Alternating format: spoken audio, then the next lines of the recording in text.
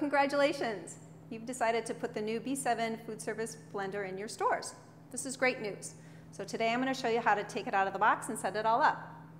So this is the box that you received the blender in. It's sort of a generic looking box, so it's easy to overlook. So keep an eye out for the Frill logo on the side of it, and that's a hint that this is what's in the box. Okay?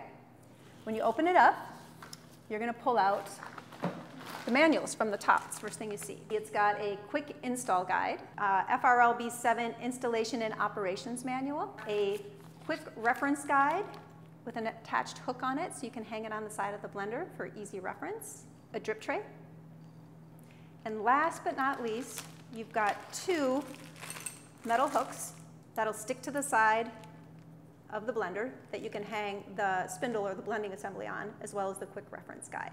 Once you take off the top piece, the first thing you want to pull out is this cardboard piece right here, this square. Don't throw this away, it's really important. Inside is the extra spindle or blending assembly. You'll need this. The blender weighs about 40 pounds, which is a little bit more than I can lift on my own, so I'm going to have somebody take it out of the box and set it on the counter. So we took the blender out of the box and put it on the counter. When we lifted it out of the box, we used the cup holder. There's also handholds on the side, on the right side, as well as the left side, and there's a handhold in the back as well. So now I'm going to show you how to purge the blender so you can actually use it. So there's instructions on the front of the blender here that show you how to purge it for the first time. The first thing you need to do is to fill the water reservoir with filtered water. The way you do that is you just push this button down here and then pull it out and it comes off. You can take the top off and then fill it with filtered water. And once it's full, we can just put it back in the blender. You just slide it in until it clicks, and once it's clicked, you're good to go. So next we're going to do a purge. We just need to make sure that there's a cup in the cup holder, and then we need to turn on the blender. So grab your cord and plug it in. There's an on and off switch in the back that you just flip it to the on position. So once you've turned on the blender, the lights will start flashing back and forth. It means that it's ready to purge. Make sure you've got a cup in the cup holder, and then all you do is just push the start-stop button for about 3 seconds. The cup will go up to the blender, water will start coming out. Once water starts coming out, you can let go. It takes about 20 seconds. When it's done, the cup comes back down, goes into the home position, and you're ready to go. You can take off the sticker from the front of the blender and throw it away because you won't need to do it again. Now that we've got the blender all set up, we're going to add the drip tray right in front here. And we're also going to put the hooks on the side of the blender. You just peel off the adhesive backing and stick them onto the side.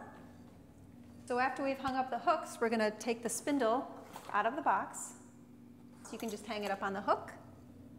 Put your easy reference guide on the hook as well. So now that you've got the blender set up, we need to make sure you have product. So product needs to be frozen between 0 and 10 degrees Fahrenheit. If the product is too cold, it won't blend properly. And if it's too warm, your end product will be sort of soupy. Now that the blender's set up and your product is ready to go, let's blend. So to do a blend and serve, all you do, you just peel off the lid, put the cup in the cup holder, and press start. And that's it. Takes about 40 seconds. So the blender adds hot water to the product to melt it out a little bit, and then blends it into a real ice cream milkshake, smoothie, or frappe. Okay, there's your shake. Now the blender comes with it automatically set to regular thickness. You can decide if you want it to be more thick or less thick, and you can change the setting. To make it more thick, you just hold the center circle button for 3 seconds until the lights at the top start to flash. Once they flash, then you can toggle between the plus button and the minus button. The plus button makes it more thick. The minus button makes it less thick. Once you've decided where you want it, you just push the center button again to set it, and you're done. For cleaning the blender, the health department requires that you clean every 4 hours or after an allergen, such as peanuts, nuts, or gluten, like Oreo cookies.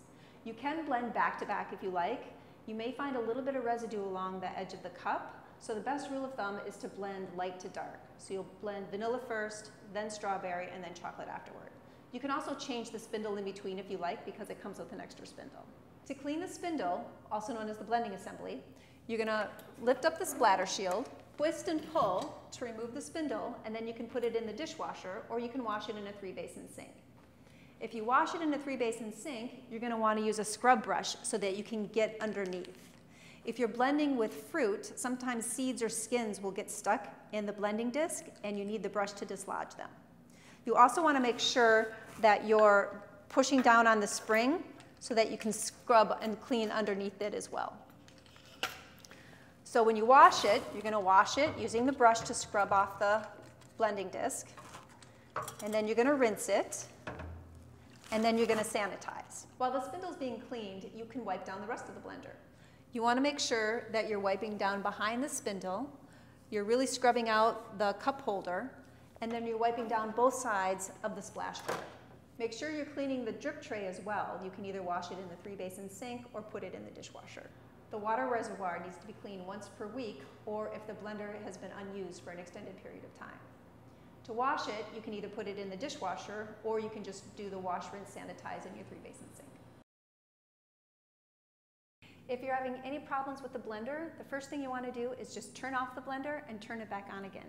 That should clear out anything. If that doesn't work, then you should check your freezer temperature.